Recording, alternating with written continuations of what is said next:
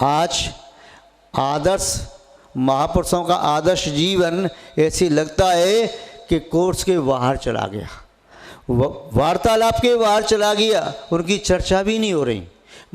24 तीर्थंकरों का जीवन चरित्र समाज में कोई व्यक्ति बिरला मिलेगा जैसे 24 तीर्थंकर का जीवन चरित्र याद हो। सामान्य केवली हजारों हुए, उनका जीवन चरित्र 10 केवली का कोई बता जाए तो बहुत बड़ी बात है। पहले जबान पर याद रहते थे, या और भी समाज सेवक महापुरुष हुए, उनकी चर्चा करने से वह संस्कार अपने अंदर आते हैं। और किंतु वो चर्चा बंद हो गई। नाना प्रकार के कुविचार, नाना प्रकार के कुसंस्कार, नाना विचार के कुवचन और नाना प्रकार की कुचेष्टाएँ प्राय करके सुबह से लेकर शाम तक दृष्टिगोचर होने लगी और खान पान भी उसी प्रकार का होने लगा। अब खान पान का असर पूरे खानदान पर पड़ता है। खान पान शुद्ध होता है तो भावना भी शुद्ध रहती है। अब किसी वस्तु में कोई और वस्तु की स्थापना करके यदि खाते हैं तो परिणाम खराब हो जाते हैं। यदि आपने मिठाई भी खाई, उस मिठाई में पशु की कल्पना की, स्थापना की, तो परिणाम शुद्ध न रह पाएंगे। यदि आपने और कोई चीज़ खाई, उसमें कोई संस्कार गंदी वस्तु की कल्पना की, तो संस्कार शुद्ध न रह पाएंगे। यदि आप किसी को देख भी रही हो, वह व्यक्ति उस प्रकार का गंदा पदार्थ खा रहा है और आपको पहले उसका नाम सुनते ही ऐसा लगता था उल्टी आती है, पहले आपको ऐसा लगता था ये ठीक नहीं कर रहा, आप वहाँ से खड़े होकर चले जाते थे, किंतु अब आपको प्राय करके ऐसा अभ्यास हो गया है कि बुरा सा नहीं लगता। तो महानुभाव, ये आवश्यक हो गया है कि हम अपने घर को बचा लें कुसंस्कारों की अग्नि से। कम से कम जीवन में हम ऐसे नियम तो ले लें कि हमारे घर में ऐसे कुसंस्कार ना आए जिन घर में पहले हवन आहुति दी जाती थी, जिन घर में पहले भक्तामृत के पाठ होते थे, जिस घर में पहले कीर्तन होते थे, भजन गाए जाते थे, आज उस घर में तुम्हारा बेटा बस बोल रहा है मारो मारो मारो मारो मारो, और वो वर्गनाएँ आपके घर में फैली रहती हैं। तो उनसे घर में तुम्हें सपने ये नहीं आएंगे कि मैं भगवान के दर्शन कर रही थी, यात्रा करने गई, या महाराज को आड़ दे रही। ऐसा लगेगा कि रात में किसी भूत ने मुझे दबा लिया, ऐसा लगेगा कोई मुझे पकड़ रहा है, ऐसा लग रहा है कोई मुझे मार रहा है, इधर से मारने के लिए आया, उधर से मारने के लिए आया। वे वर्गणाएँ फैली हुई हैं, तो वर्गणाएँ तुम पर बार बार अटैक करती हैं। महानुभाव, ये गंदे खेल आप लोग न खेलें तब भी चल सकता है, चल सकता है ना। ये पबजी वगैरह कौन कौन से गंदे खेल होते हैं, इनका त्याग किया जा सकता है, बच्चों को भी समझाया जा सकता है। जो बच्चे इस खेल के चक्कर में, नए बच्चे क्या कुसंस्कार सीखते हैं। कई बार तो सुनने में आता है कोई आत्महत्या कर ली, कई बार सुनने में आता है कि उसने किसी को मार दिया, 2-4 लोगों को मार दिया, उसके अंदर क्रूरता आ गई, अपनी क्रूरता को रोक नहीं पाया, एक व्यक्ति ने 6 व्यक्तियों को मार दिया, बच्चों को ही मार दिया, या किसी और गंदे काम में फंस गया तो उसको मार दिया।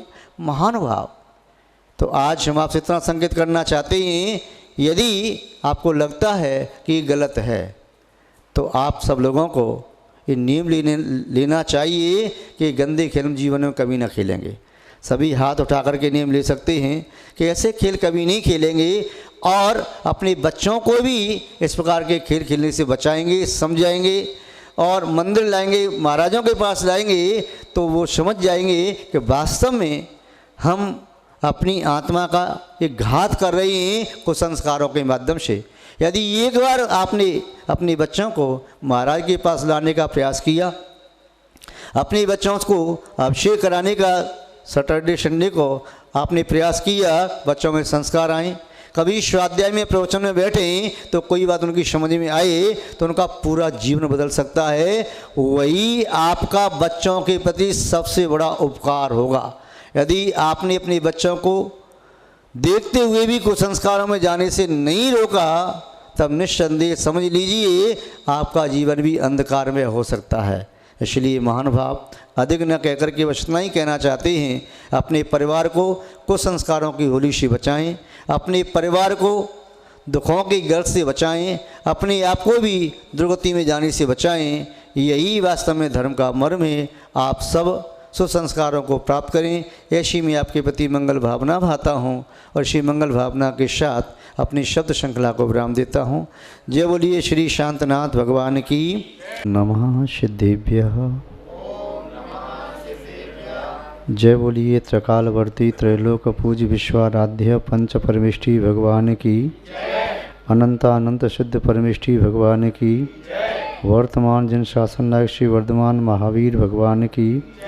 परम पूज्य चारित्र चक्रवर्ती आचार्य श्री शांति सागर जी मुनि महाराज की। परम पूज्य सिद्धांत चक्रवर्ती श्वेत पिछाचार्य गुरुदेव श्री विद्यानंद जी मुनि महाराज की। विश्व कल्याण कारक अहिंसा प्रदान श्रीमद विश्व धर्म की।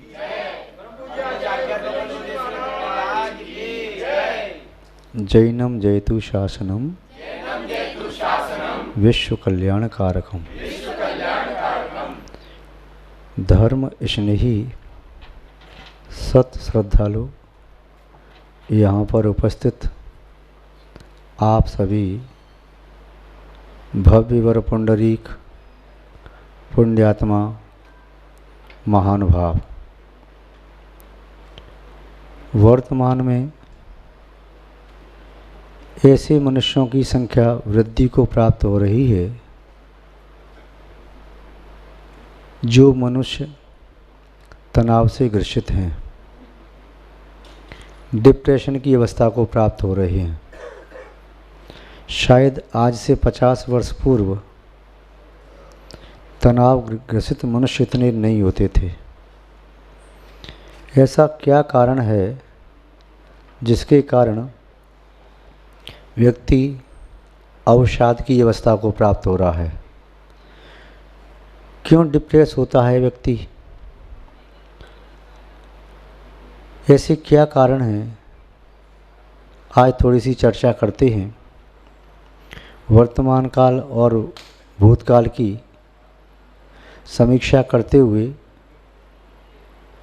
भूतकाल में संभव है व्यक्ति के मन में इतना तनाव नहीं था।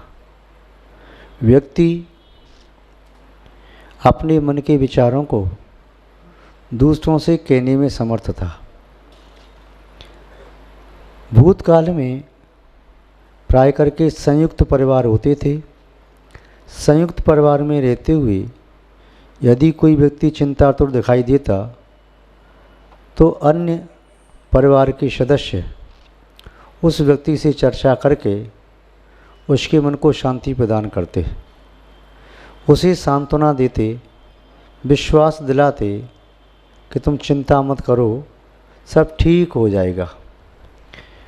उस समय व्यक्ति अपने मन में इतने विकारों को दबा करके नहीं रख पाता था, और यदि मन में कोई विकार आया तो निकालने की कोशिश करता था।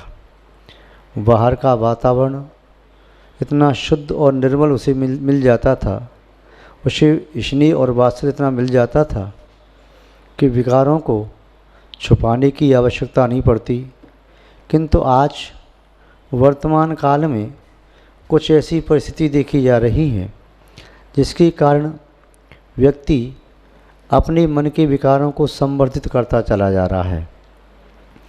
मन में कोई आया विकार वचन के माध्यम से जब बाहर आ जाता है तब उसका मन रिक्त हो जाता है। किंतु जो व्यक्ति उस विकार को बाहर नहीं करता, छुपाता रहता है तो वह छुपा हुआ विकार वृद्धि को प्राप्त होता चला जाता है। आज व्यक्ति अपने विश्वास को खोता चला जा रहा है, स्वार्थी बनता चला जा रहा है। उसके मन में वर्तमान के वातावरण से जो विकार उत्पन्न हो रहे हैं, वचनों में विकृति आ रही है, अपशब्दों का प्रयोग, गंदे शब्दों का प्रयोग, ऐसे शब्दों का प्रयोग जिसे सुनकर के मन विकार युक्त हो जाए, ऐसे दृश्य दिखाए जा रहे हैं जिसे देख कर के उसका चित्त विकृत हो जाए। अब विकृत चित्त को वह संशोधित नहीं कर रहा, उससे बच नहीं रहा, अपितु विकृत चित्त के विकारों को छुपाता जा रहा है, छुपाता जाता है। पहले सहन शक्ति थी कि वह व्यक्ति विकारों को या तो उत्पन्न ही नहीं होने देता, या विकार उत्पन्न होते तो अपने विश्वस्त व्यक्ति को कहता कि मेरे मन में ऐसा विकार आ रहा है, और उसे उसका हितैषी शुभाकांक्षी सलाह देता कि तुम्हें ऐसा कार्य नहीं करना है, ऐसे व्यक्ति की संगति में नहीं जाना है, ऐसे विचार नहीं करना है, ऐसे दृश्य नहीं देखना है, चलो धर्म के कार्य में लगो तो तुम्हारा मन शुद्ध हो जाएगा। दमित वासनाएं, दमित क्रोध, दमित अहंकार, दमित मोह और दमित अन्य प्रकार के विकार उसके चित्त को इतना भारी कर देते हैं कि व्यक्ति सम्यक चिंतन से च्युत हो जाता है, और सम्यक चिंतन से च्युत हुआ व्यक्ति वह अंदर डूबा रहता है। किसी से बोलने की इच्छा नहीं होती, कुछ कार्य करने की इच्छा नहीं होती, और कोई अच्छा विचार मन में आए तो वह ठहर नहीं पाता। पहले व्यक्ति आपस में प्रेम और वात्सल्य के साथ अपने अच्छे बुरे विचारों को प्रस्तुत करने में समर्थ था, किंतु आज न अच्छे विचारों को कहना चाहता है न बुरे विचारों को। अच्छे विचार तो कभी कभी उत्पन्न होते हैं, बुरे विचार जो मन में पैदा हुए वह उत्पन्न होते चले जा रहे हैं एकांत पा करके। एकांत पा करके वह व्यक्ति उन विचारों को और संवर्धित करता है, किसी से बोलता नहीं तो वे विचार और बढ़ते चले जाते हैं, क्योंकि जब तक व्यक्ति बोलेगा नहीं तब तक उसके मन में दबे हुए विचार निकल करके बाहर नहीं आएंगे, चाहे भी विचार विकार रूप से हों और चाहे भी विचार निर्मल रूप में हों। पहले व्यक्ति स्तुति पाठ करता था, प्रार्थना बोलता था, भजन कीर्तन करता था, हवन आहुति देता था, जय घोष और जयकार के नारे लगाता था। पहले व्यक्ति अन्य पुण्य की क्रियाओं में संलग्न होता था, किंतु आज वह व्यक्ति अब न तो शरीर कितनी क्रिया करता है। पहले खेल आदि होते थे तो खेल आदि खेलने से भी शरीर का व्यायाम होता था, उस व्यायाम से शरीर के विचारों पर प्रभाव पड़ता था। शरीरगत ग्रंथियों से निकलने वाले हार्मोन्स वह रस स्राव होता था अलग अलग प्रकार से। अब वर्तमान काल में अधिकांशतः युवाओं को देखा जाता है दूरभाष यंत्र लेकर के घंटों घंटों तक उस पर इस प्रकार का खेल खेल रहे हैं या ऐसे दृश्यों को देख रहे हैं जिससे उनका मन विकृत हो रहा है। अब वह मन विकृत हो रहा है, पहले वह किसी से बोल के चर्चा करता था, अपना मनोरंजन करता था, अपने विचारों का आदान प्रदान करता था, और शरीर की क्रिया होने से भी वे विकार निकल जाते थे। किंतु अब शरीर बैठा हुआ है एक ही कुर्सी पर 2 घंटे 4 घंटे 6 घंटे बैठा है, या बिस्तर पर पड़ा हुआ है और वह दूरभाष यंत्र हाथ में लिए हुए है, उस मोबाइल को चला रहा है, उसमें वही देखता चला जा रहा है, इससे मन और विकृत होता चला जाए और काल विकृत। पहले व्यक्ति उस दुष्काल में अकाल में निद्रामग्न होता था। अब प्राय करके अधिकांश लोग रात्रि के उस दुष्काल में निद्रामग्न न होकर के विकारों का संचय करते हैं। पहले व्यक्ति लगभग शाम को 8-9 बजे 10 बजे तक विश्राम कर लेता था। अब प्राय करके लोग कहते हैं 12 बजे से पहले नींद नहीं आती, कोई 1 बजे सोता, कोई 2 बजे सोता। ब्रह्म मुहूर्त में जगना चाहिए, जिसमें मन में शुद्धि हो, पवित्रता आई, अच्छे विचारों का अंकुरारोपण हो, तो वह समय तो नींद में बिता देता है। और जिस समय राक्षस पहर और रौद्र पहर होते हैं उन प्रहर में उसे निद्रामग्न होना चाहिए। उनमें वह अशुभ निमित्तों का निमित्त पाकर के अपने मन में और नए नए विचारों की विकारों की खेती करता चला जाता है। महानुभाव, जब तक चित्त में पवित्रता नहीं आएगी, जब तक व्यक्ति पुनः पूर्व की तरह से अपने मंत्रों का उच्चारण नहीं करेगा, स्तुति पाठ नहीं करेगा, भजन कीर्तन नहीं करेगा, जय घोष आदि नहीं करेगा, तब तक वह व्यक्ति गुमसुम बैठा हुआ अपने मन के विकारों को सह भी नहीं पाएगा और कह भी नहीं पाएगा। और जो सहने और कहने में असमर्थ होता है वह व्यक्ति डिप्रेशन की अवस्था को प्राप्त हो जाता है।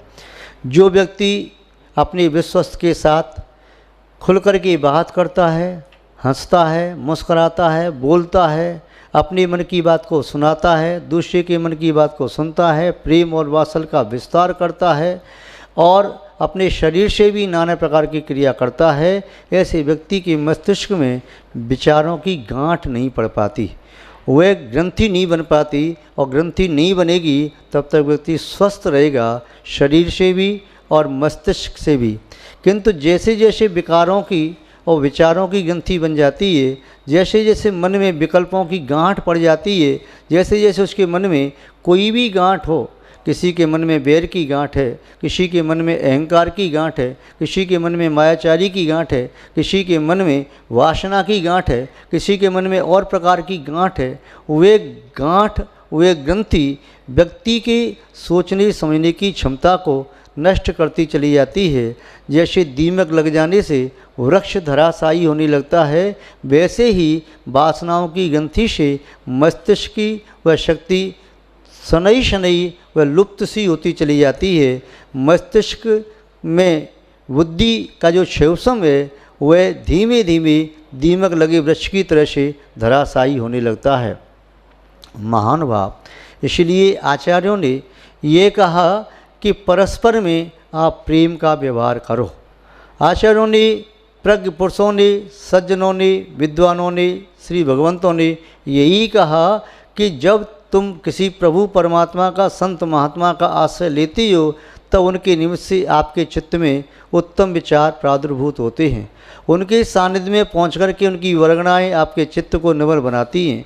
आपका मन जब निर्मल होता है तब आपके श्रीमुख से अच्छे वचन भी निकलते हैं, शरीर की अच्छी क्रियाएं भी होती हैं। किंतु जो व्यक्ति इन अच्छे संस्कारों को तिलांजलि दे करके, धर्म की क्रियाओं का परित्याग करके, चित्त की निर्मलता को छोड़ करके यदि विकृत प्रदेश में अपनी आत्मा को विकारों के बाजार में ले जाएगा, तब वह अपनी आत्मा को विकारों से बचा नहीं पाएगा, और विकार बढ़ते बढ़ते इतना रूप धारण कर लेंगे कि विकारों की एक शिला जैसी बन जाएगी, जो शिला उसके मस्तिष्क पर जाकर के विराजमान हो जाएगी और मस्तक अवरुद्ध जैसा हो जाएगा। इसलिए वर्तमान की समस्या, ये अवसाद की समस्या, डिप्रेशन की समस्या वर्तमान काल में जो बढ़ रही है, उसके कई लक्षण हैं।